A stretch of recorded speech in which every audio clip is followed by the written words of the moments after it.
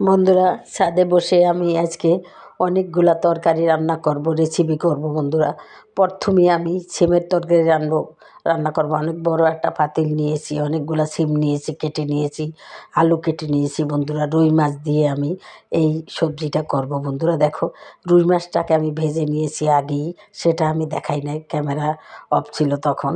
এখন আমি একটা বড় পাতিল বসিয়ে দিয়েছি, সেখানে পরিমাণ মতো তেল দিয়েছি। হলুদ মরিচ ধনিয়ার গুঁড়া, পেঁয়াজ রসুন বাটা ইত্যাদি দিয়ে বন্ধুরা আমি মশলাটাকে সুন্দরভাবে কষিয়ে নিচ্ছি। এটা দেওয়ার সময় তোমাদের দেখানো হয় নাই বন্ধুরা।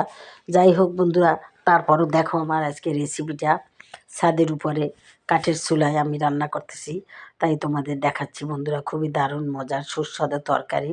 এখন সিমের তরকারি, বিসিয়ালা সিম খুবই পছন্দ করে সবাই, তাই বেশি করে রান্না করলাম বন্ধুরা। তাহলে দেখো তোমরা কিভাবে আমি আজকে সিম দিয়ে আলু দিয়ে মাছ দিয়ে সুন্দরভাবে রান্না করি মজা করে। এটা সকালে রুটি দিয়েও খেতে পারবো বন্ধুরা, তাই আমি একটু বেশি করেই করলাম বন্ধুরা।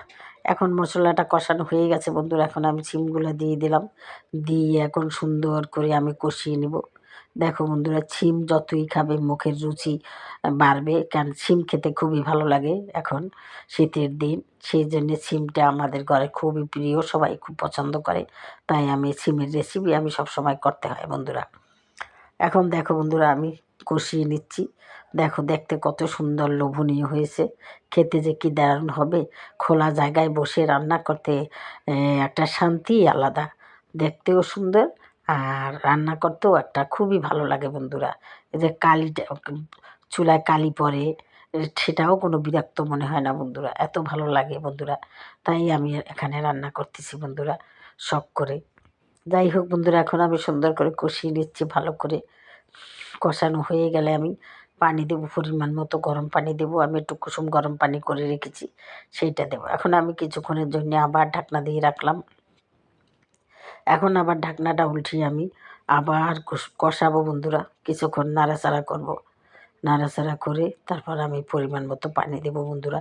তোমরা ওইভাবে রান্না করবে, বেশি করে রান্না করবে, দেখবে খেতে খুবই এই তরকারিটা বাসি হলে আরও ভালো লাগে বন্ধুরা। এখন আমি তার পরিমাণ মতো পানি দিয়েছি। এই মগটা দিয়ে আমি প্রায় 3 মগের মতো পানি দেবো, ওখানে অনেকগুলো সিম, এখানে প্রায় 1 কেজি সিম বন্ধুরা, তাই। এখন আমি আবার সুন্দর করে নাড়াচাড়া করব। নাড়াচাড়া করি বন্ধুরা, আমি কিছুক্ষণের জন্য এটা একটুখানি আবার জাল দিব। যখন বলক আসবে তখন ভাজা মাছগুলো দিয়ে দেব। এখন বন্ধুরা আমি মাছগুলা অ্যাড করে দেবো, ভাজা মাছগুলো অ্যাড করে দেবো। একটু হালকা করে ভেজে রেখেছি, না ভাজলেও চলতো বন্ধুরা, কিন্তু আমি একটু ভেজেই।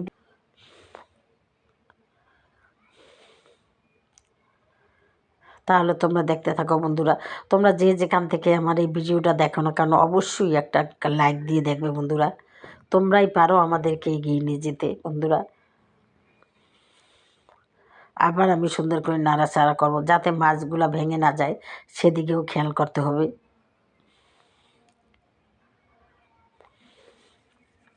আবার বন্ধুরা আমি ঢাকনা দিয়ে দেবো। ঢাকনা দিয়ে আমি সুন্দর করে সিদ্ধ করে নেব। দেখো বন্ধুরা, চারিদিকে প্রকৃতির ভিতরে, প্রকৃতির মাঝেই আমি রান্না করতেছি। ছাদের এক এক কোনায় বসে আমি দেখো উপর থেকে উপরে তাম্বুটা নিয়ে দিয়েছি, এবং চারিদিকে আমার ফুলের টপের গাছগুলা, শাপলা ফুলের বালতিগুলো শুকিয়ে গেছে, কারণ এখন তো বৃষ্টি নাই, তাই বালতিগুলা পানি নেই, রাখা আছে। এই পরিবেশেই আমি আজকে রান্না করতেছি বন্ধুরা। বন্ধুরা, এখন আমি কিছুটা ধনিয়া পাতা অ্যাড করে দিলাম। দিয়ে আমি সুন্দর করে এটাকে, আমি না টমেটো দিতে পারতাম বন্ধুরা, কিন্তু টমেটোটা আমি হাতের কাছে নাই। টমেটোটা আমার নিচে বারবার ওঠা নামার জন্যে আমি আর টমেটোটা অ্যাড করলাম না বন্ধুরা। টমেটোটা অ্যাড করলে আরও স্বাদ হতো। এর মধ্যে আমি কাঁচামরিচও দিয়ে দিছি বন্ধুরা এক ফাঁকে। প্রায় হয়ে আসছে বন্ধুরা, পরিবেশন করে তোমাদের দেখাবো কত মজা হয়, কত সুস্বাদু হয় আমার এই রেসিপি। আবার একটু ঢাকনা দিয়ে দেবো, তাতে আর একটু মজে। এবার হয়ে গেছে বন্ধুরা, আমি লবণ দেখলাম, লবণও ঠিক আছে বন্ধুরা। এই শীতে নানান রকম সবজি খালি রান্না করবে আর খাবে, রান্না করবে আর খাবে। কারণ সবজি তো সবসময় ভালো ভালো সবজি টাটকা সবজি পাওয়া যায় না। এখন তো বাজারে যত সব টাটকা সবজি বাজার ভরা।